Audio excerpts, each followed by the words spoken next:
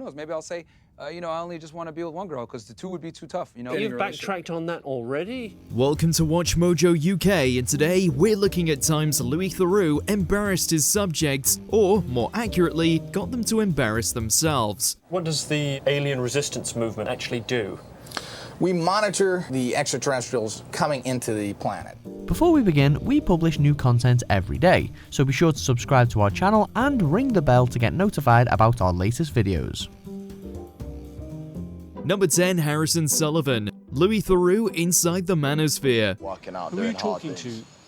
What, do I not talk to them? Don't talk to him. Talk to you. We're not on social media now. Better known by his screen name HS Tiki Toki, Sullivan was the first subject Louis talked to on camera for his documentary about the Manosphere. Do you manage OnlyFans girls? I don't personally manage them, but I bought an agency that does. Do I agree with it? No. Would I profit off it? Yeah. Outrageously popular with teenage boys, HS touts himself as a businessman who'll just as soon promote a fitness regime as he'll promote the OnlyFans models whose pages he runs. I'd disown my daughter, like, Would you? right, if she done something like that. Come on, that's easy to say. Same way if my son come out gay. Louis asks him about this, and HS's response is that OnlyFans is disgusting, and he thinks less of the models and performers who do it. Mummy, I don't want a juice bar. All right? Don't embarrass me. All right, don't be rude. That's not the way I've brought you up. If Louis pointing out his hypocrisy wasn't embarrassing enough though, the documentary ends with a clip of HS on a live stream being ordered to clean the floor by his disappointed mother. Can you look at this. I'm not having them come in here. Look at this, get out of the way. Number 9, Dennis Lowry. Louis Theroux's weird weekends. Louis heads to Las Vegas to learn about the growing industry of hypnosis as both therapy and entertainment. Now, is that so that if you need to, you can hypnotize yourself? No. The reason for the mirror... Could you do that? You could. Could you hypnotize yourself now? All I have to do is sit down, snap my fingers, and I go into hypnosis. He speaks to master hypnotist Dennis Lowry, who, like many of Louis' subjects, is lacking a lot of self-awareness. Ironic considering he claims to be able to hypnotize himself. He even lets Louis hypnotize him with hardly any training, which makes you wonder what the difference is between a master hypnotist and a random person off the street. Your eyelids are heavy, your eyes are closing. You're a wonderful human being, and you have the potential to accomplish everything you should so desire. It may seem harmless enough to make your career giving people affirmations, but how much does he charge for this privilege? And it's not a ringing endorsement when he could just be acting for the cameras. I didn't want to come back. I wanted to stay there.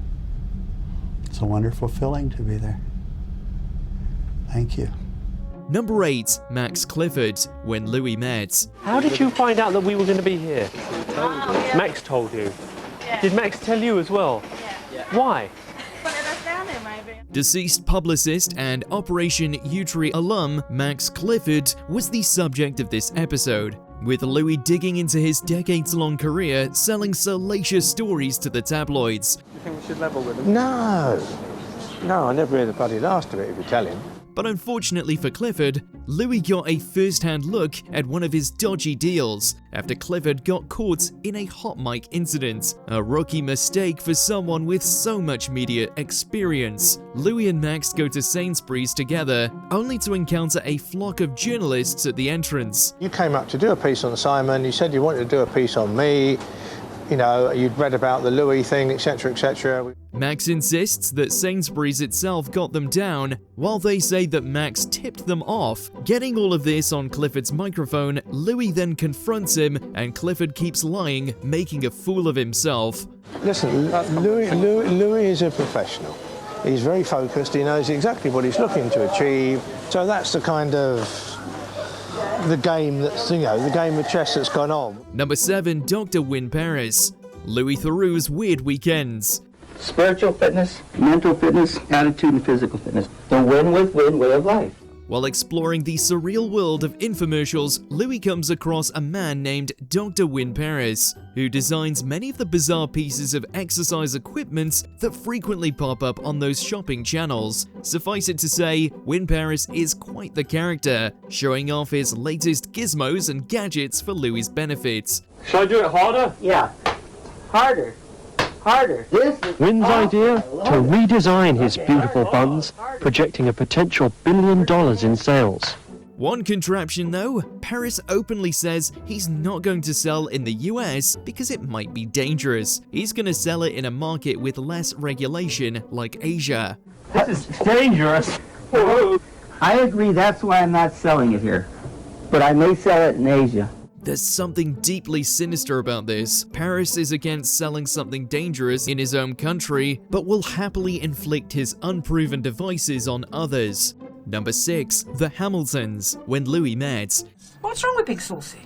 Nothing, I'm just asking you, are you saucy? I mean, I've always... Are you a little bit X-rated? No, not at all. I mean, it's been a permanent source of regret to me that the one thing I've never been involved in is a sex scandal. It was remarkable that Louis was filming a documentary when Tory MP Neil Hamilton and his wife Christine were arrested for a sex scandal, but he was. We have to be wary of sending ourselves up too much and being made to behave in too demeaning a way. At the time, the Hamiltons were attempting to rebrand themselves after business magnate Mohammed Al-Fayed accused Neil of demanding cash in exchange for asking questions in Parliament. Mid-filming though, and the Hamiltons were arrested on allegations of serious sex offences. They've got us, apparently. I'm going to be arrested. Some woman has said that we, not just Neil, that we indecently assaulted her. What does that mean, indecent assault? The woman who made the allegations was later proven to have completely made them up. But who was the orchestrator of the false allegation? Fascinatingly, it was Max Clifford. But with their lewd behaviour, the Hamiltons' rebranding efforts was ultimately a failure. One point which came out during the course of their interviews, which is probably appropriate for you to know, is that the police raised the name Max Clifford. No charges have been made against any person, and certainly no charges have been made against either Mr. or Mrs. Hamilton. Number 5. Thor Templar, Louis Theroux's Weird Weekends. More people have seen extraterrestrials, the gray type, than any other beings, basically, other than other humans have been. More have seen them than have seen Jesus, the Virgin Mary, Mithra, Buddha, anything else. Louis is back in the southwestern US, but this time he's looking for aliens rather than hypnotists. The first one he meets, Thor Templar, is possibly one of the most outlandish people on Earth, calling himself the Lord Commander of the Earth Protectorate. He tells Louis that aliens don't use any technology we understand. Instead, their ships and weapons are powered by mental energy. This is a converted type, but it works again on mental energies. We have killed extraterrestrials. These insignias are definite kills. He's even got a costly UFO detector and a magical gun that can harness that mental energy and turn it back on our would-be abductors. And just how much protecting of Earth has he done? Well, he says he's killed no fewer than 20 extraterrestrials. It takes a superior intellect. So the idea is you have to focus the energy. Okay, I'm imagining that I've got the red sight on Liz's head. Number 4. Settler Violence, Louis Theroux, The Settlers. So you've been talking about settling, you've talked about displacing, wanting the Palestinians to go. You said to Africa, to Canada, to England, you don't care where. In this chilling film, Louis revisited the West Bank years after filming another documentary there to talk to Israeli settlers, making no secret of their ambitions to steal land from Palestinians directly. Yeah, we have a camera right here. Yes. And I do this. Yeah. Do something. You don't mind what I did to you. You don't necessarily have to do it. Well, I won't do that to you. You won't. No. This settler, Daniela, talks to Louis as they overlook a Palestinian town that she wants for herself. He quizzes her on why she isn't happy with a two-state solution that would bring peace to the region, and she insists that there must be an entirely Jewish state. It would be understandable to think of your own people or your own children first, but to think about other people, other children, not at all, that seems sociopathic. I can... Doesn't it? No, not at all. This is normal. Louis tries his best to eke some empathy out of her, but he can't do it. She bizarrely tries to prove that settlers aren't violent by pushing him. Then at the end, she says she wanted him to retaliate. I hoped you pushed me back. Number 3. Tai Bride, Louis Theroux's Weird Weekends. I'm 56 now, very much alone, and I think life is passing me by. Before internet dating took off with endless apps and swipes and algorithms, there were companies like this, setting up arranged marriages with Western men willing to pay a high price for a foreign bride. More often than not, those brides are from Thailand, and Louis goes to meet some newlyweds who have benefited from one such matchmaking service. Very quick. Very quick. Too quick. When you see a bargain, do you let it get away?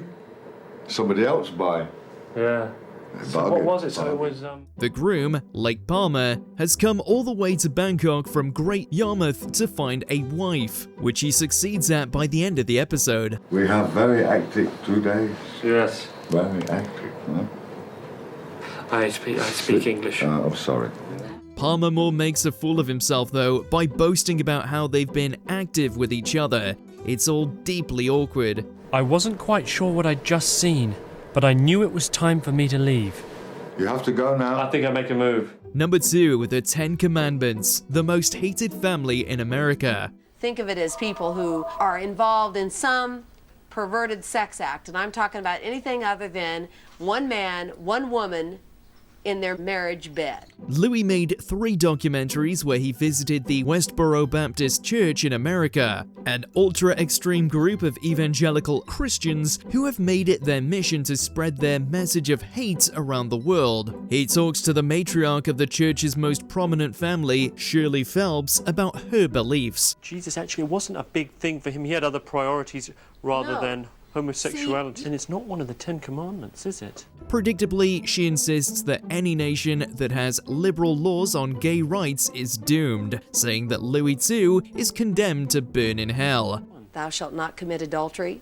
That's not being gay, it's cheating on someone. Phelps insists that gay rights are destroying the world, and Louis catches her out by saying that if God and Jesus care so much, why didn't they put it in the 10 Commandments?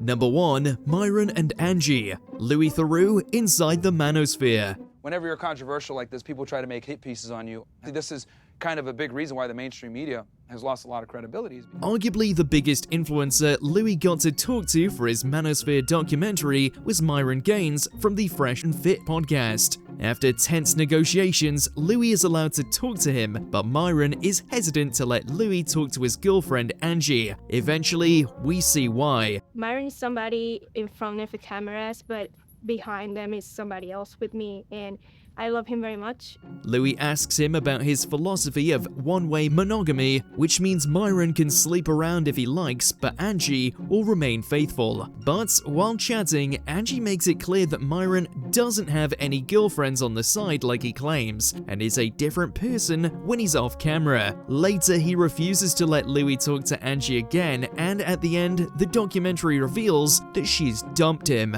But we were talking about in the future that maybe there's a world where you would have more than one wife, right? She understands that. She knows that could potentially come down in the future. What do you say about that? I don't know. Let us know in the comments what you want to see Louis do a documentary on next.